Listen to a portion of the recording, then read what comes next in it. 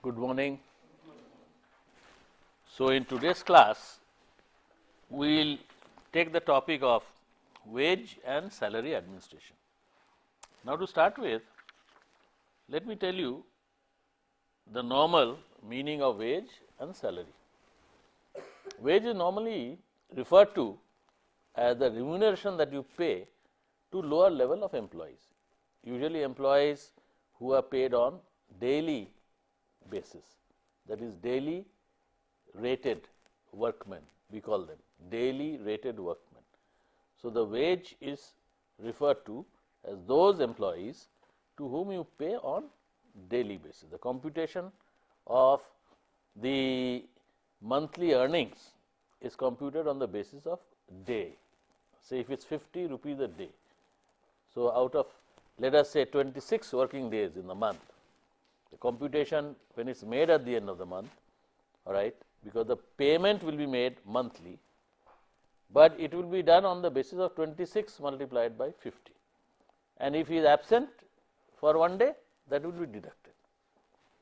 Whereas, salaries is used for monthly rated and usually higher level of employees, and there we do the computation on the basis of the month.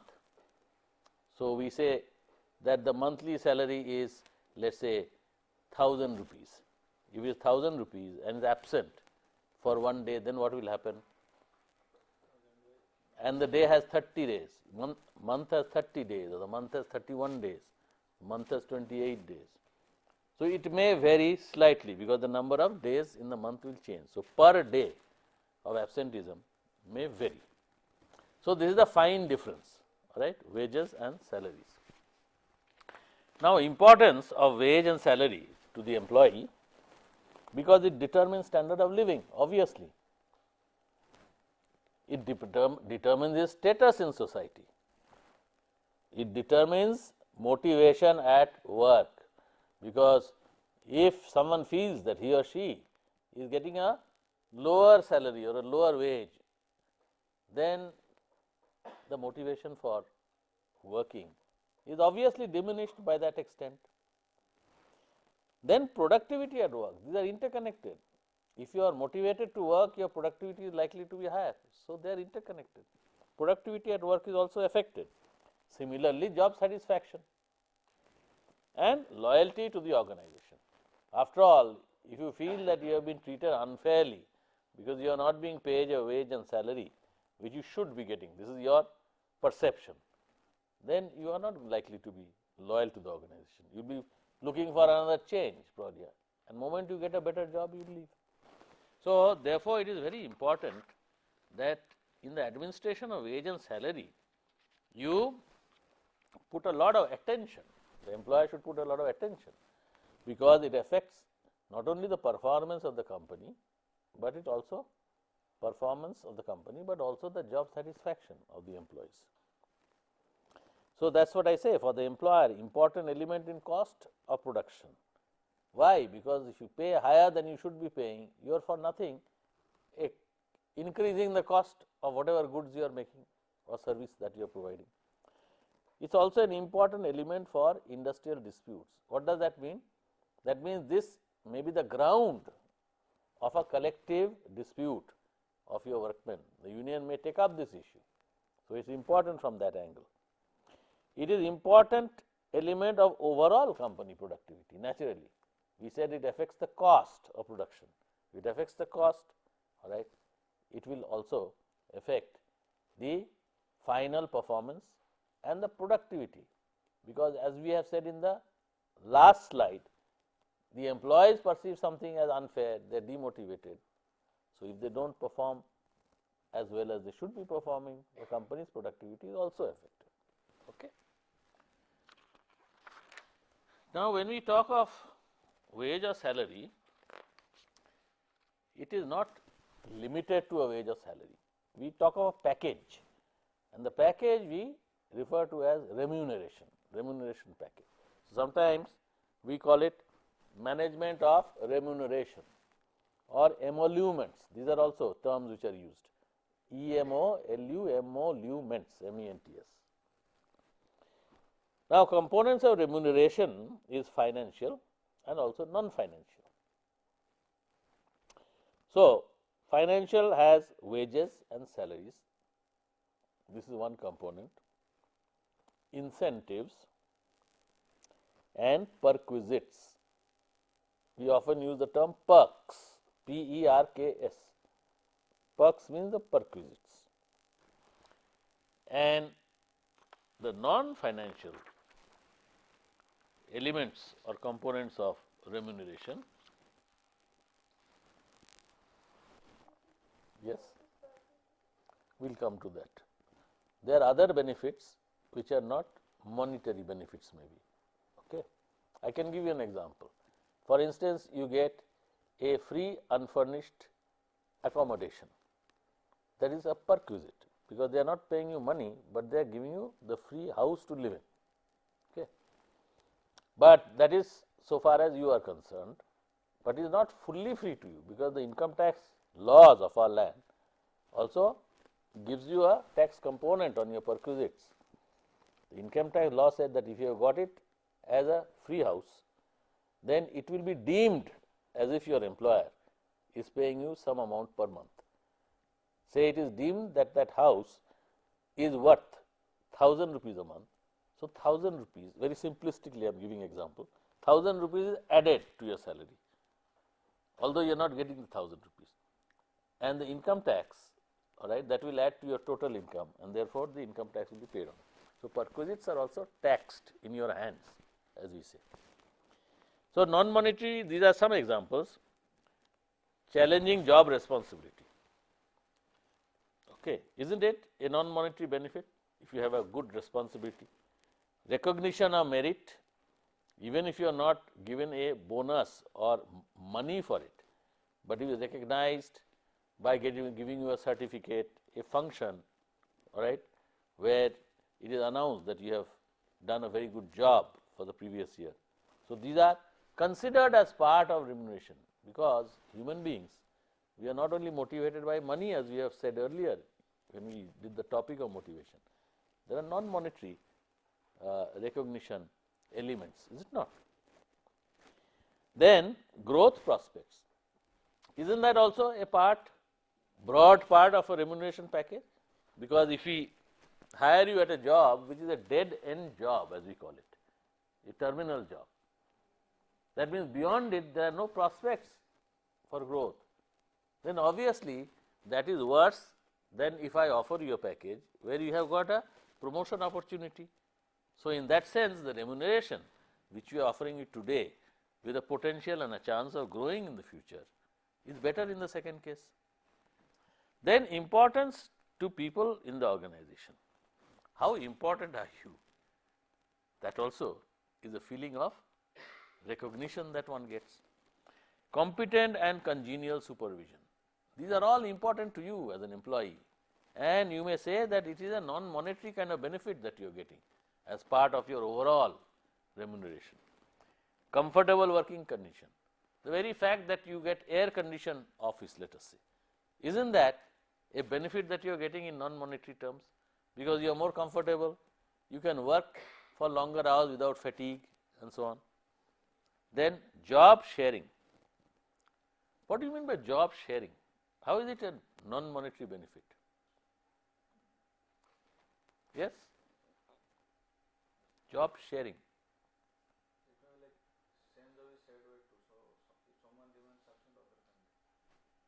Yes, yes, this is one explanation. What do you think?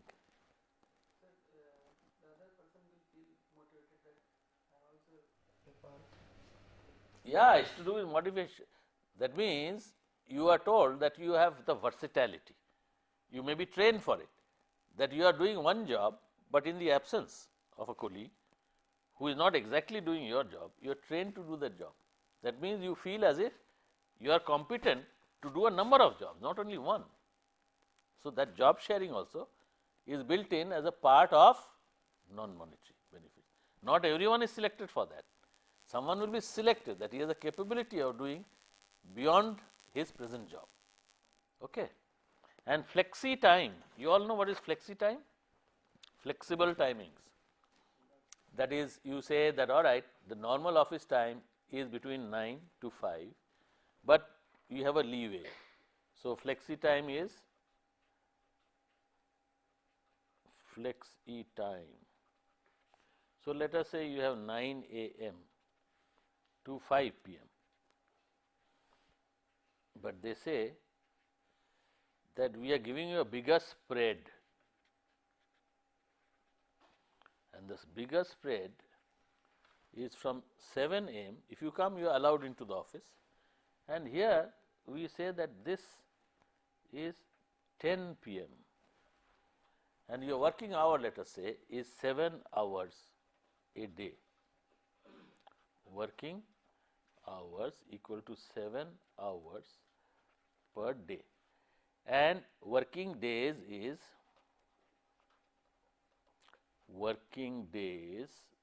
equal to say 5 days per week. Okay? That means your total working week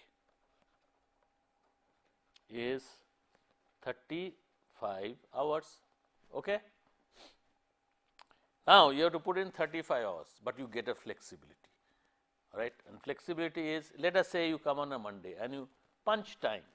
Monday you come at 7, all right, and you work right up to 10. So, how many hours have you worked? You have worked 2 hours more here, and you have worked 15 hours. So, you take 1 day off, don't come. Or the company may say you have to come on 5 days. So, you come, but you work less hours. As long as you do, let us say they make a stipulation, all 5 days you have to come. That is one. 7 hours per day is also a restriction, sir. There is a minimum. 7 hours per day they build it in. For instance, 9 o'clock to 1 o'clock, that is 4 hours. Then lunch time is 1 hour. Okay, that is non-working time. Up to 2 o'clock. Then 2 to 5, another 3 hours. Right? So, forenoon is 4 hours, afternoon is 3 hours. So, total 7 hours, not counting the lunch time. And but per day, is it required per day you have to work for 7 hours? well, when you join any organization, they will certainly tell you 2 things in your appointment letter. Apart from other term, they will say 2 things. Venue of work, right? Well, they will tell you 4 or 5 important things. One is venue of work, whom you report to, what are the timings of work, okay, and how many days of working. These are 4 things which will be told to you on your appointment. Unless the company has flexi time. If it has flexi time, then you have that flexibility. We are talking about in reference to flexi time only. Huh? The restriction is 7 hours per day. Hmm. So, where is flexi time, sir? Ultimately, he has to work 7 hours per day. No, but you have the flexibility. What I as an employer, Time is done. Time span is done. He can work 7 hours from 7 to 10. right, But per day he has to deliver 7 hours. I may make it a condition, I may not. I mean, as an employer, say you are a manager, HR manager, when you are designing the flexi time, you have these, you can play with these elements depending on the type of job. If you feel that someone need not come for 7 days, 5 days a week, even if he comes for 4 days, the work is not going to suffer. Then you may stipulate a condition that in for you the flexi time is up to minimum 3 days you may come or minimum 4 days. 1 day you need not come, but you have to put in that work of 35. There may be some kind of work where that is not possible. Every day everyone has to come, but everyone need not put in 7 hours every day. If everyone puts in up to 5 hours every day, that is okay, the work does not suffer. So, then you say this is the condition. Then the limits, that is instead of the slot between 7 and 5, you can come earlier, go later. All these adds cost to the company. That means you have to keep the security. The lights will be on for a longer time. Other associated costs will be there, isn't it? Say people you are given flexi time, there will be some people who will be here from 7, some people who may stay back up to 10. So, air conditioning may be running, lights should be running, all right. You have to adjust the time of the cleaning staff. because if they are in office they cannot come and clean, they may charge more for that. So, there are associated costs, but you trade it off against the benefit you are giving to the employee, because someone is, let us say, doing a part-time program which starts at 5 o'clock in the evening or 5:30 in the evening. So, he prefers to come in the morning and knock off at 4 o'clock, so that he can attend those classes. He is doing it to, say a executive MBA program he is attending, or you have got some people whose children have to be reached to school, and the school starts at 8:30. So, if you reach the children to school, you will not be able to come by 9 o'clock. So, they may prefer to come in by 10 o'clock and go later 6. So, this is a big advantage, and you can play around because it is flexi time, means there is a lot of flexibility. Essentially, you have to ensure how many hours they are working according to need, because you are designing your wages and your salary based on also how much time they are working, is it not? That they have to.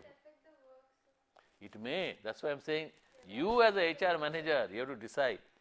When flexi time is decided, you can't do it alone. You have to call a meeting of all operating managers and say we want to give a flexi time. First thing, how does it actually happen? A committee will be set up, cross-functional. Maybe the convener of the committee is manager HR, but you have got other operating managers in the committee, and the committee will have a terms of reference. Please examine the committee's reference is whether flexi time can be given in our company in these offices without affecting 1, 2, 3, 4, 5.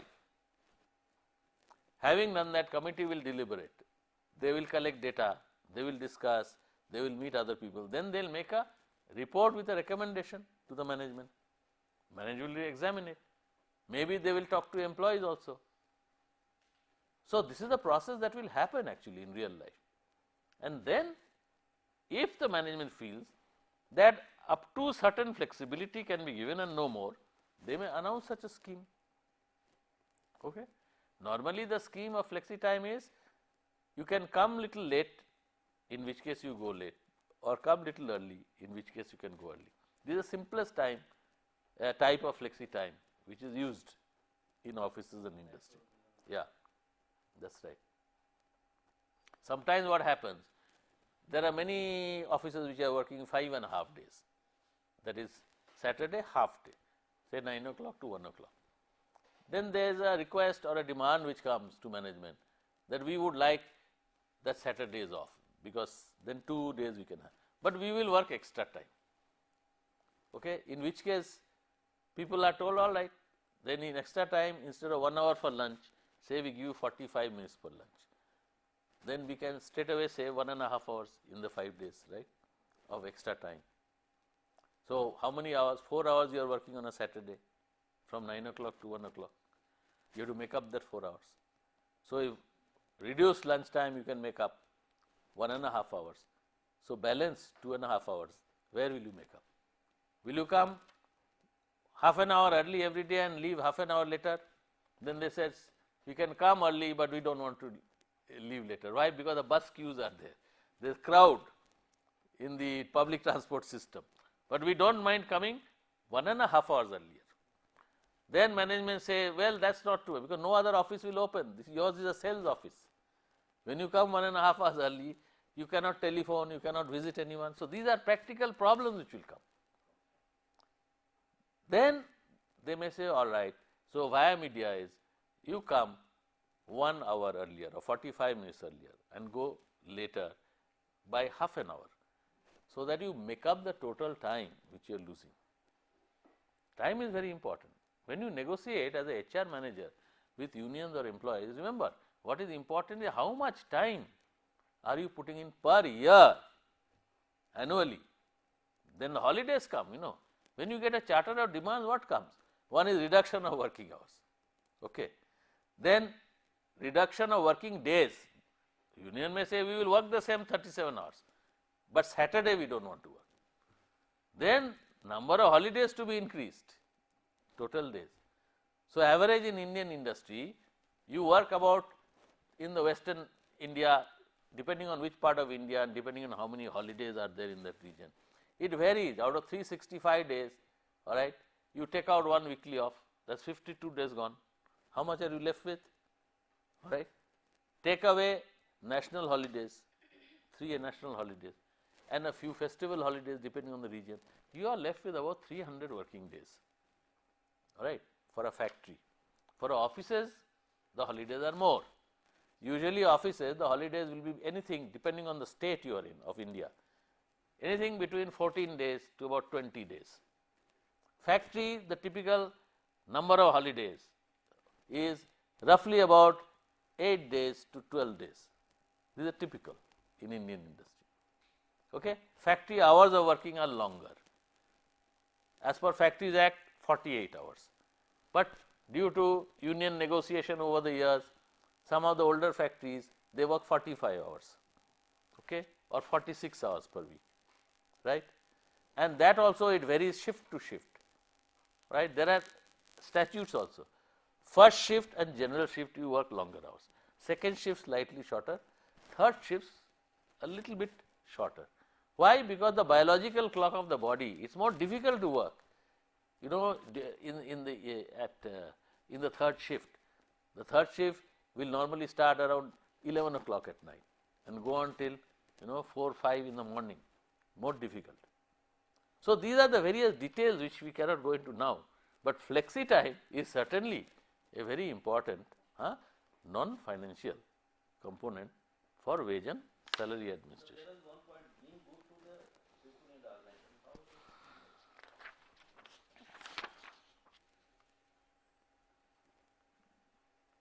it? Importance to people in the organization? People in the organization.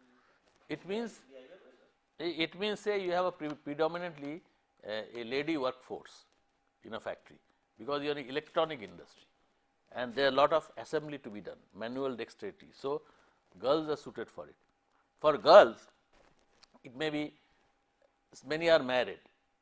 So if you can give them a flexi time is very important, right, to those people in your organization. So flexi time can be a very important thing to some of the people in your organization. Okay? That is what is meant by that. No, but that particular point, how it is correlated with the non-financial benefit, importance to people in the organization. Because finally, what you give as remuneration, you have to think how important it is to your employees, no? Otherwise, they don't count it as a remuneration element at all. Say your workforce average age is 25, and you say we are giving you medical benefit, all right. If you have a heart attack, we will give you up to 5 lakhs of rupees. That's a non-monetary. Who will have a heart attack at 25? It's not important. Or if the workforce is there, say we give you allowance, all right, old age pension. Many of the workforce says we are 25. When are we going to be old? We don't want that element. You say you give us salary, convert that into salary, into a monetary thing. We don't want it. So depending on your workforce profile, all right, importance to the people in the organization of this non-monetary is there. Because you say you give a choice then. You say those who are married can get this allowance. Those who are not married, you get some other allowance. So non-monetary, you are giving them a choice. Those who are in this age bracket, let us say 45 to say 58, which is retiring age, all right.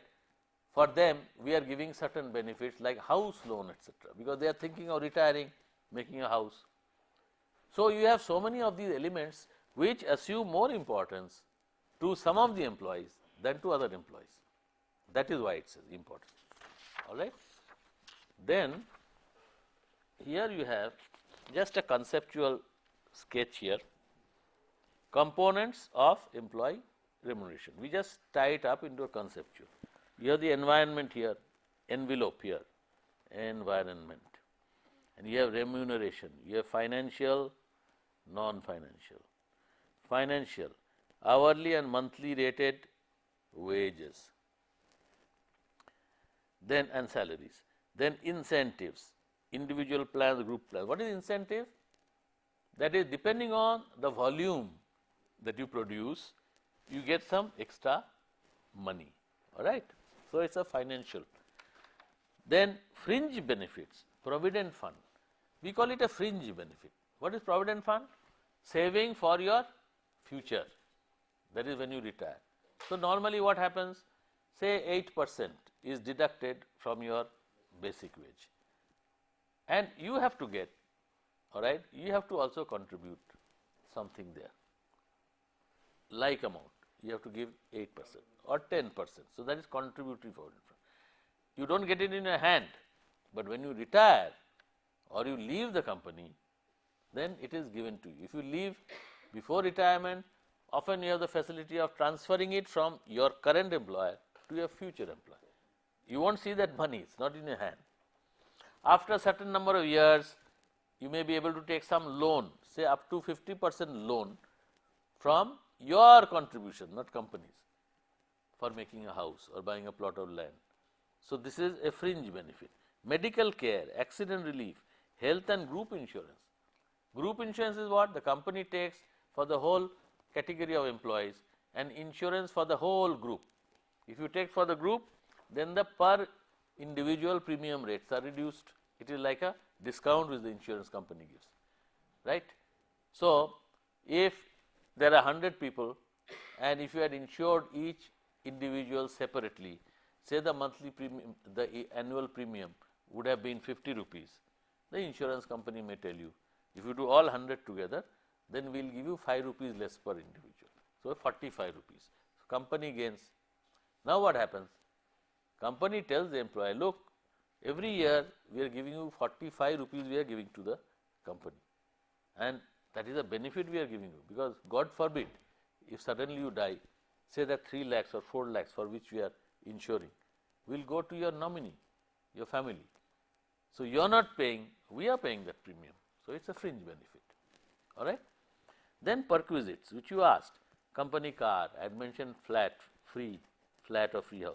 Company car, that means company will maintain the car, company will pay for the petrol or the diesel of the car, but it is for your use, okay.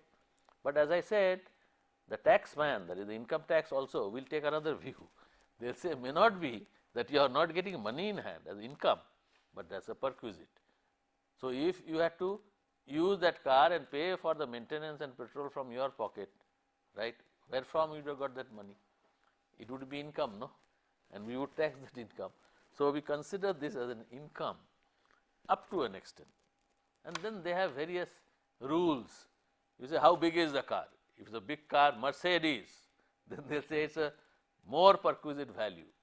If it is a Maruti 800, less. So, they say on horsepower of the engine and so on. They are all detailed specifications and rules and regulations.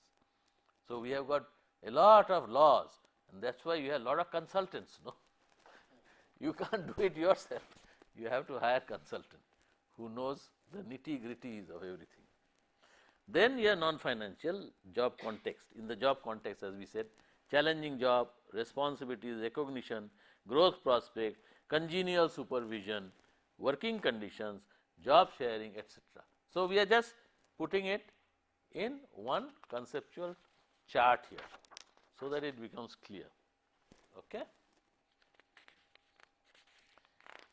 Now, as in most topics, you have some theories also of remuneration. So, these are some of the theories. Reinforcement and expectancy theory. We have learnt about reinforcement in some topic earlier. Do you remember? Learning, reinforcement. So, we said operant conditioning, that is a theory. Operant conditioning says what? That a behavior is determined by the outcome that may come. If you behave in a certain way, you get a reward, then you will be motivated to behave in that way. So, this is from that the theory of reinforcement. See, now these are application in human resource management, that human behavior theory is applied here. And expectancy theory. Equity theory. Equity means what? Fairness, justice, alright. If you feel that you are being underpaid than someone else in the same company, in the same department, or you may also feel you are underpaid as compared to someone in the same company, but different department. Or you may feel you are being underpaid as compared to your friend who is in another company, but same department, or another company in different department. So, these are various bases on which some amount of satisfaction or dissatisfaction comes. So, this is on the theory of equity and agency theory. We will come to what is agency theory. Here it says that you view, like in business, you have a principal, Principal, and a agent, agency theory. You have principal and you have an agent. What does that mean? Say you are a company making, let us say, air conditioners, all right. And agent is a dealer, okay. You have a relationship between principal to agent, and what is the relationship? The principal will manufacture, agent will sell, all right. So, he gives it and he sells to various customers.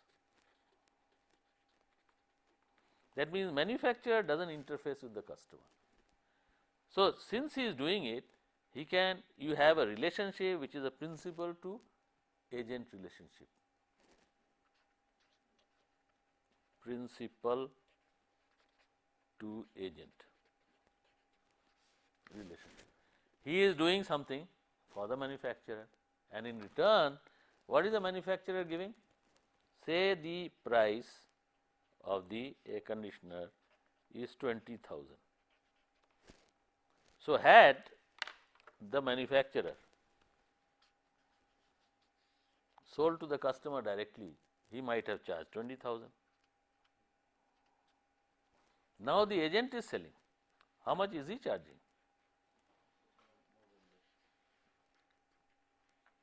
Is he charging greater than 20,000 or he is charging equal?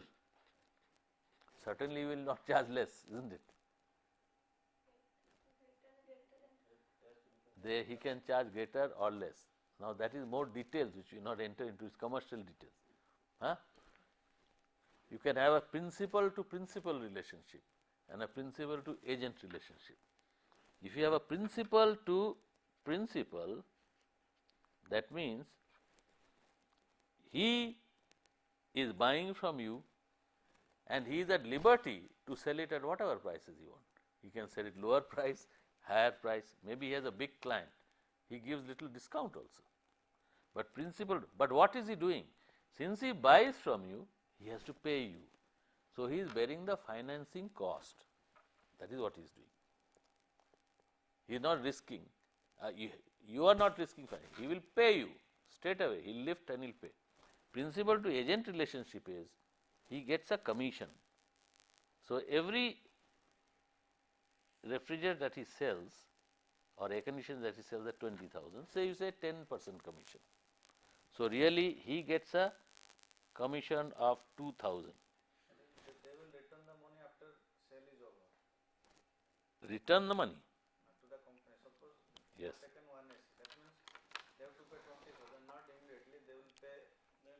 They will get a credit. That depends on the terms.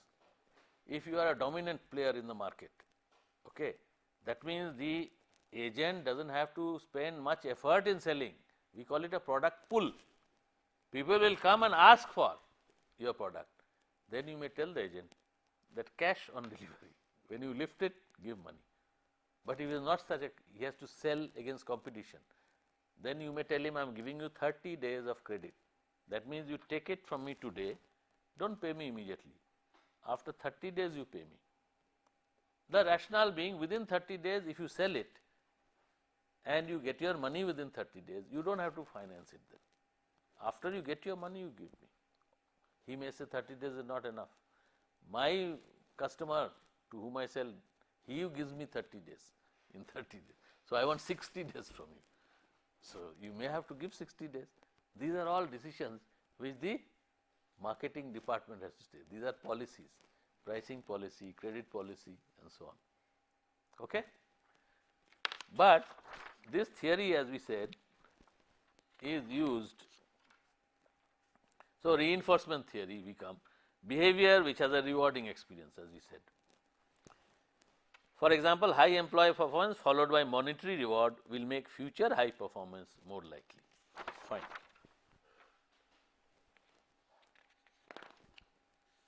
Expectancy theory.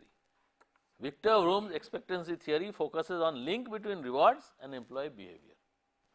Employee motivation is a product of valence, instrumentality and expectancy. Valence refers to the degree of desirability of the outcome as seen by the individual. What is his intensity of desire for that outcome? Say some employee is getting married and he very badly wants a promotion because he feels he will have more responsibility, he wants more money and the promotion is going to give him much more money in his hand because it is a higher scale. Then because his intensity is more, alright, so the degree of desirability of the outcome seen by the individual, that is valence, he is likely to work harder. But the same promotion, if he was not going to get married, alright, he gets a promotion, he feels good, he has overtaken some of his colleagues. The intensity of the desire for that outcome may not be. So, that is the meaning of valence. Strength of the individual's preference for a particular outcome. And instrumentality refers to the belief that the first level outcome will lead to the second level outcome. For example, the person would be motivated towards superior performance because of the desire to be promoted, alright. The superior performance is a first level outcome. So, to the employer, you find this employee is doing better performance, first level outcome.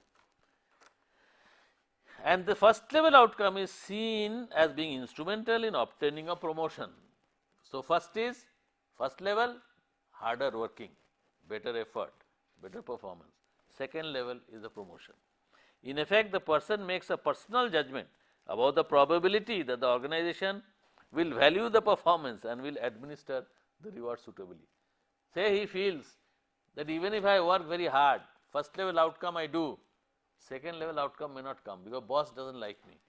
Even if I work hard, he will not promote me, although then that motivation level is going to be lower. Okay. And expectancy refers to the belief that an effort will lead to the completion of a task. For example, a person selling say magazine subscriptions door to door may know from experience that the volume of the sale is directly related to the number of calls that he makes. If he does not visit 20 houses, it is unlikely that he will get more.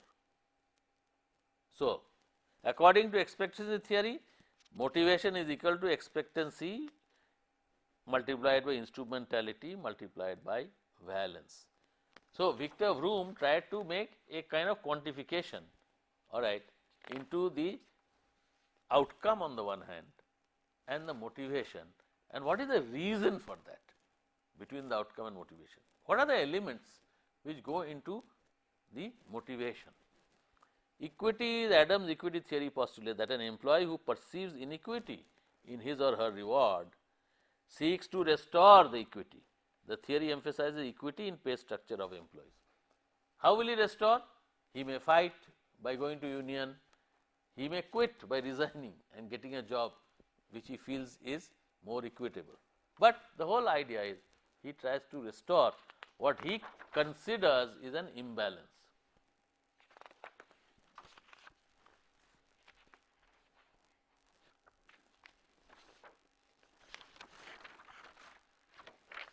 And agency theory focuses on divergent interests and goals of the organization stakeholders and the way that employee remuneration can be used to align these interests and goals.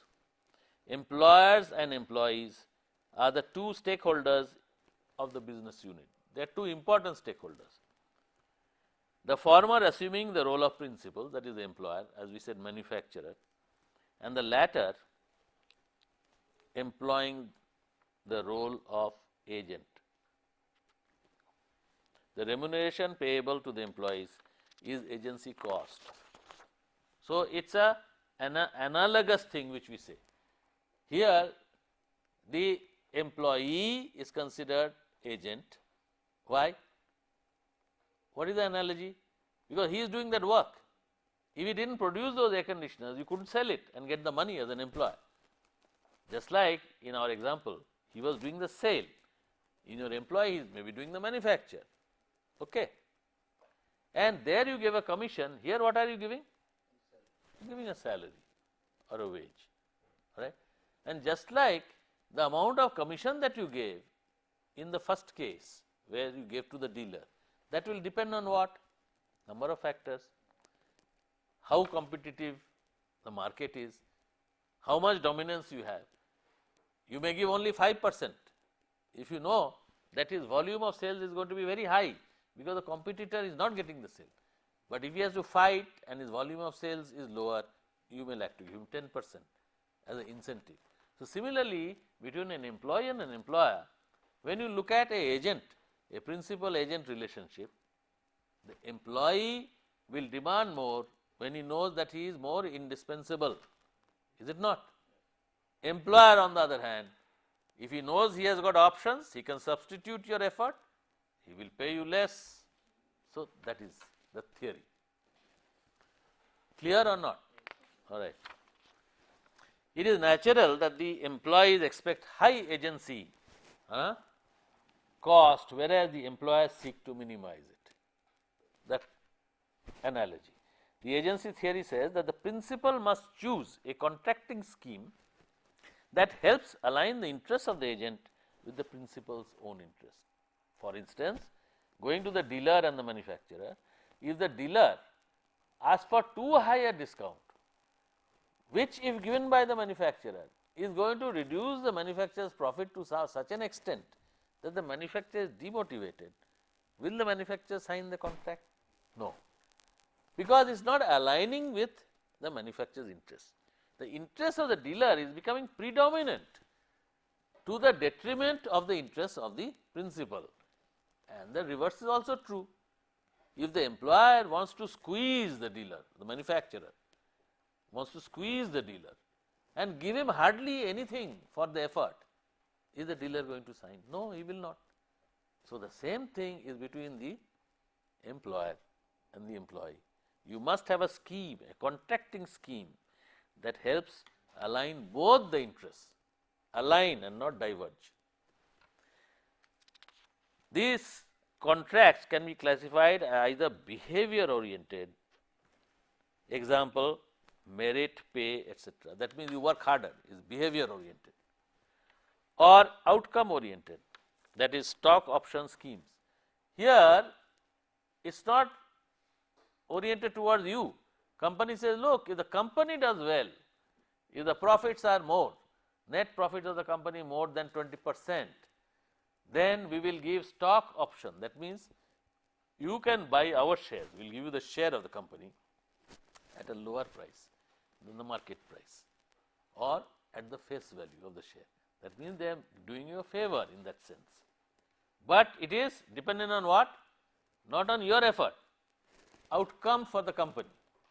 So, these are the two ways, profit sharing and commission. Company says we will share profit, but you have to have profit first. No? If there is no profit, you do not share. So, that is on the outcome. Any questions? So, here is another conceptual representation, consequences of pay dissatisfaction. Consequences are bad, is not it? Bad for whom? Bad for both, bad for employees and bad for employer. Therefore, the importance of having a wage and salary scheme and administering in such a way that there is a good balance between what competitors are paying, all right, what the employees expect and what is the employer's capacity to pay. You have to have a balance between all three. So, here it says here desire for more pay, performance, it affects performance if the desire is fulfilled or not. Strikes, it may go to strikes if there is a collective action by union. Grievances of individual employees may come, which affects work. Search for higher paying jobs, people leave, they are not happy. Absenteeism, searching means you go and appear for interview, you are absent, so it leads to absenteeism. Turnover, that means when they get a job they leave, employee turnover. Pay dissatisfaction, so this is desire for more, that is a negative dissatisfaction. You may be ambitious, you want more, you are not dissatisfied per se, alright, but indirectly you are dissatisfied. Why? Because you feel you are worth more, this says you are dissatisfied. So, dissatisfied means lower attractiveness of your current job, therefore turnover, you may leave. Job dissatisfaction because you do not like attractive, the job is not attractive, again absenteeism, you get bored, you do not feel like going and doing that work. So, you see how many days casual leave, I have got 10 days, take all 10 days. If you are interested in your work, may not be, you may not take all those 10 days, you want to go and finish the job. Psychological withdrawal, what we call tuning off, right. Like I am talking now, if you are getting bored, you will tune off, means what? You are there physically, but if I ask you something, you will not be able to say what I spoke, because you have tuned off. It happens with employees also in the workplace, and very frequently it happens with students in the classroom, right, particularly afternoon, after lunch sessions, late evening sessions. Then visits to the doctor. See, big companies, they have dispensaries, you know, there may be 5,000 employees, doctor is there, gets bored, seeks permission from foreman and does time pass, as we call it. Just goes to doctor, nothing is wrong, he is malingering. Doctor says, kya hua? Sahab, I have a headache. The doctor cannot. So he prescribes some pill. In the process, he passes half an hour or 45 minutes time. He wanders around, meets people, chit chats with them. So all these things happen. Poor mental health. Sometimes people get depressed. Kuch hone wala nahi hai idhar, I can't even get another job. He gets depressed, it affects his work. Then factors influencing employee remuneration. External factors is labor market, demand for and supply of labor influences wage fixation, obviously. If you have supply which is more than the demand, you can get away by paying lower wages as an employer and vice versa. Going rate of pay is another labor related factor influencing employee. What does going rate mean? Means others doing the same work in the same industry, if they are paying some amount, can you pay less? You will not get people. So that is called going rate. What is the industry or the trade rate? Going rates are those which are paid by different units of an industry in a locality and by comparable units of the same industry located elsewhere. We call it region cum industry principle. The principle of, for this job in this location, region, what is being paid, and also for this job, not only this region, but other regions of the country, let us say, how much is being paid. So that influences. We call it the region cum industry principle or the location cum industry principle. This is the main method of fixing salary, particularly you set up a new factory. Say you are a Bombay based company, you are setting up a factory in Aurangabad. You have to do a wage survey and a salary survey. That means in Aurangabad area, in your industry, say you are in a electrical goods manufacturing industry, how much is being paid? So accordingly, you have to fix your wage and salary, all right. We have to cover a few points, we will go a little faster. Productivity also influences wage. Productivity can rise due to increased efforts of the workers or due to other factors such as improved technology, sophisticated machines, better materials, better management. Greater effort of the worker is rewarded through piece rate, that is the more volume you produce, after a certain number you get per piece extra money or other forms of incentive payment. There may be group also. If the group of workers every month produces so much % more than what is agreed to, they get a amount which is shared. Cost of living, this criterion matters during periods of rising prices and is forgotten when prices are stable or falling. The rationale is that a component of the wage and is introduced to partially offset rising, not arising, partially offset rising consumer prices and is based on CPI, Consumer Price Index. So, in every wage or a salary, you normally have a component called dearness allowance. Dearness allowance is based on the consumer price index. If it is higher, you get little higher, if it is lower, you get lower. And the principle is, to some extent, it gives you relief from the rising prices. If the prices have fallen, the DA is adjusted downwards. Labor unions, presence or absence of labor organization often determines quantum of pay. Sometimes employers will exploit the situation if there is no labor union. They may try to give lower wages than the industry cum region. So, that is one factor, whether you are unionized or not, which will affect. Labor laws, sometimes laws will specify, like Minimum Wages Act. So, there are many, payment of wages, minimum wages, payment of bonus, Equal Remuneration Act, payment of gratuity, and all these regulate. When you make your design for wage and salary, we have to take this into cognizance and account. In addition to legal enactments, there are wage boards, tribunals, fair wage committees, which aim at providing a decent standard of living for workers. And for managerial remuneration, there is the Companies Act. This has been amended also now, a lot of changes have been done. Society also is involved in what you do as a wage and salary scheme. Remuneration pays to employees is reflected in the prices fixed by the organization for its goods and services. For this reason, consuming public is interested. Say you pay huge amount to airlines pilots and the cost of air travel is too high. Consumers will reject this, So, they also have an interest in what you do as a company to fix prices, particularly if you are in a monopoly or a duopoly. Economy, its impact on wages is state of the economy, and also obviously economy is bad, it encourages suppliers or encourages employers to give lower wages, because what happens? Jobs are fewer, people want jobs, you have more supply than demand. Then your internal factors, those are outside, like business strategy. Overall strategy of a company determines the remuneration to its employees. For example, rapid growth necessitates higher remuneration. You want more people, like software, if they get jobs, the company, they desperately want software engineers, they are willing to pay higher, and so on. And the reverse is also true. Job evaluation, in your own company, you have to evaluate which is the more important job for you and what is less important. Accordingly, you have to fix the scales. So, that is the internal factor.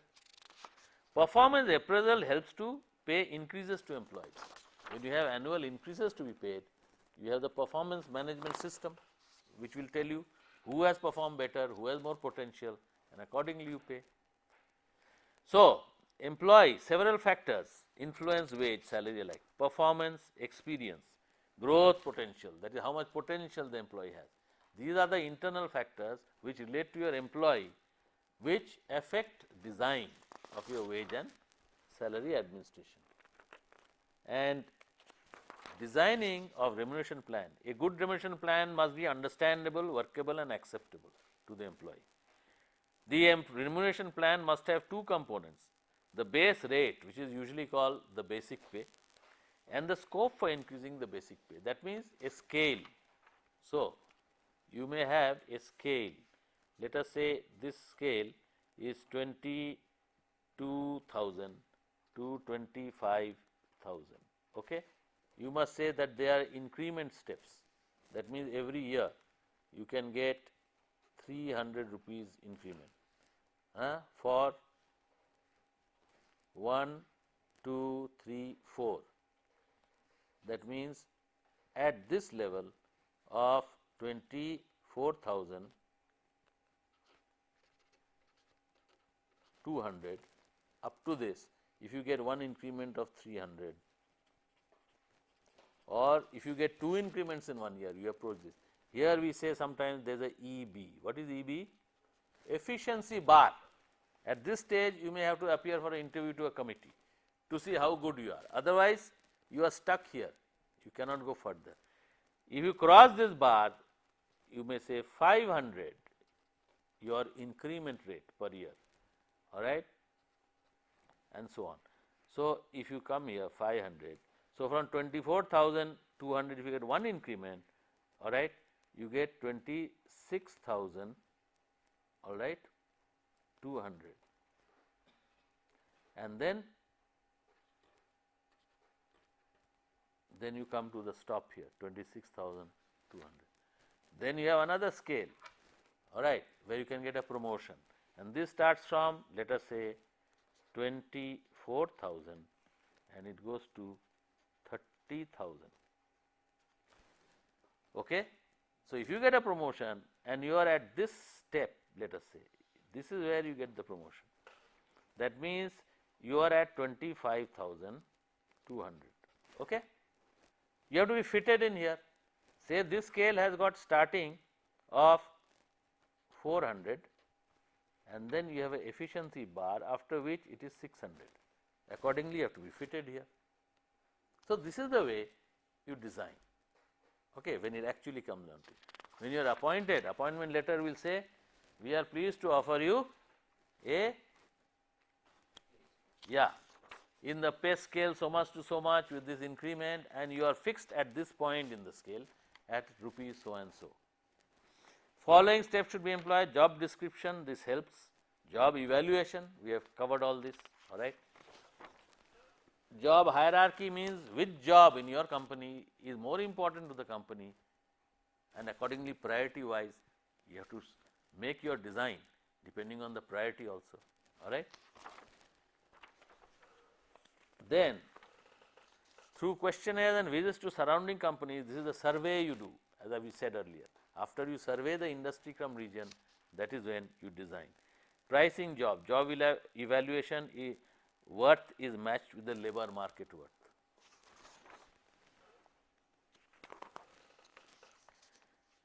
So, establishing the appropriate pay level for each job, grouping the different pay levels into pay grades.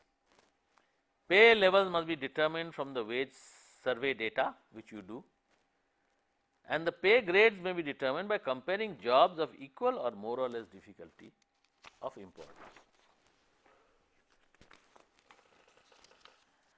And once you fix the pay, you have to review it. So, you have different types of pay reviews, all right. Usually in a company it is done if you sign a union agreement. In government you have pay commissions which are set up and so on. And the reason is that once you design a pay, you have not set it in concrete, isn't it? You have to update it and review it according to the change in the market, right? Change in your company strategy, the products that you enter into in future. So, you have to do the updating by reviewing it. So, we come to the conclusion of this topic. Thank you very much.